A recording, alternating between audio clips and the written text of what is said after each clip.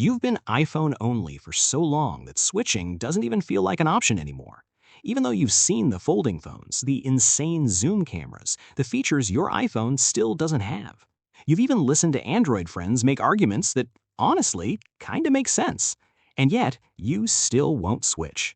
It's not that you think Apple is perfect. In fact, you could probably name 5 things about your iPhone that annoy you right now. Maybe it's the battery, the price, or the same design every year. But when it's time to upgrade, you find yourself right back in the Apple Store buying the same rectangle for $1,000, just with a slightly different name and number.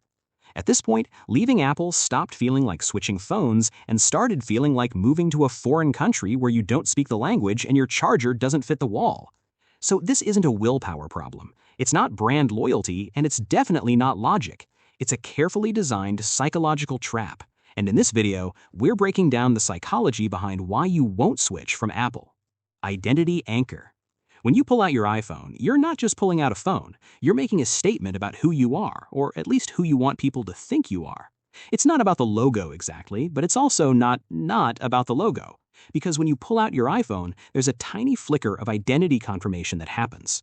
At some point, maybe years ago, maybe more recently, you stopped thinking of yourself as someone who uses Apple products and started thinking of yourself as an Apple person with the same ease that you'd say you're left-handed or a morning person. And that shift might be subtle, but it's real, because now when you see someone with an Android phone or a Windows laptop, you notice it, you register it as different and as not your tribe. You don't say it out loud, but you feel this sense of belonging that comes from carrying the same devices as the people you admire, the people you want to be like, the people who seem to have their lives together. We've all done this. We've all used brands as shortcuts to communicate things about ourselves. And Apple is particularly good at making you feel like you're part of something that separates you from the other side. So when someone shows you an Android phone that does everything better, what you hear isn't "this phone is better." What you hear is the identity you've been quietly claiming isn't real. And that's not a conversation you want to have. Because if you switch to Android, what does that say about you? That you were wrong before? That you care about specs now? That you're willing to compromise on design for features you might not even use? So you tell yourself it's about how intuitive everything is, but if you're honest, part of it is that you like what holding an iPhone says about you, and you're not ready to give that up. Sunk loyalty. You've already invested so much into Apple. You've paid for apps in the App Store. You've bought into iCloud Music or iCloud storage. You've accumulated accessories that only work with Apple devices, and all of that adds up. So switching from Apple would mean all of that becomes useless, which is hard to accept when you spent real money on it. You're not even sure you love Apple anymore, but you've gone too far to turn back now. This is what's called the sunk cost fallacy, and it's one of the most powerful psychological traps we fall into. We stay in bad jobs because we've been there 5 years. We finish books we hate because we're halfway through. And you keep using Apple because you're trapped by what you've already invested, and Apple knows it too. Status comfort. Apple products say something about you, and you know it. They say you have money, or at least enough to prioritize quality. They say you value design, that you're not the kind of person who settles for cheap plastic and clunky interfaces. They say you're current, relevant, part of the cultural conversation. And you've enjoyed that. You've liked the subtle nod of recognition when someone sees your MacBook, the assumption that you're creative or professional or discerning. And switching would mean giving that up. It would mean carrying a device that doesn't signal the same things, that might even signal the opposite, that you're practical, budget-conscious, maybe even behind the times. And that feels like a step down. We use objects to signal status, and status matters to us even when we pretend it doesn't. It's not about being better than other people, or maybe it is a little, but it's mostly about being seen the way we want to be seen. And Apple has made itself synonymous with a certain kind of status, not flashy or loud, but understated, confident, aspirational. And you've bought into that, literally and figuratively. And now your identity is tied up in it. So when you think about switching, you're not just thinking about phones and laptops. You're thinking about what people will assume about you, what you'll lose, what version of yourself you'll have to let go of. And that's a hard thing to give up, even for a better camera or a lower price. Muscle memory. You've been using Apple for so long that it's become comfort. You don't even think about how they work anymore. Your fingers just know what to do. You don't think about where the settings are. You just know. You don't wonder how to airdrop a photo or sync a note. It happens before you realize you did it. And that comfort isn't nothing. It's the psychological equivalent of walking into your own bedroom in the dark and knowing exactly where everything is. And that's why when you pick up someone else's Android phone, it feels wrong.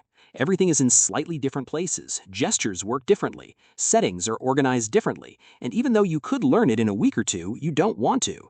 Because when you imagine fumbling with a new interface, forgetting how to do simple things, feeling frustrated and incompetent, none of that appeals to you. None of that sounds worth whatever benefits you might gain from trying something different. So you stay with Apple. Staying is familiar. Staying is easy. Staying means you don't have to feel stupid or lost. Validation loop. You've defended Apple so many times, in conversations with friends, in arguments online, in your own head when you hear about a cheaper phone with better specs, that your loyalty has become a position you have to justify, a stance you've committed to, an identity you can't easily walk away from without feeling like you were wrong all along. Every time you've said that Apple is worth the premium, that the ecosystem makes sense, that the design is superior, you've reinforced your own beliefs. You've dug yourself deeper into the position that switching would be a mistake. You've invested not just money and time, but your credibility, your self-image, your sense of being someone who makes good decisions. And now, walking away from Apple would mean admitting that maybe you were too loyal. Maybe you were defending something that didn't deserve it. Maybe you let brand loyalty override your ability to objectively evaluate your options. So you keep justifying it, keep finding reasons why Apple is better, keep explaining to yourself and others why you're staying, because the alternative feels like a personal failure, like evidence that you're stubborn or close-minded or easily influenced by marketing. Tribal belonging. Everyone you know uses Apple. You're in group chats that are all blue bubbles. Your photos get shared in iMessage groups. Your friends airdrop things to you at dinner. You share locations and photos and Find My Friends. Your family uses FaceTime.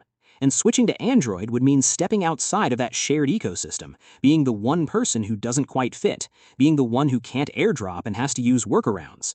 And that social friction is surprisingly powerful, even though it's completely artificial.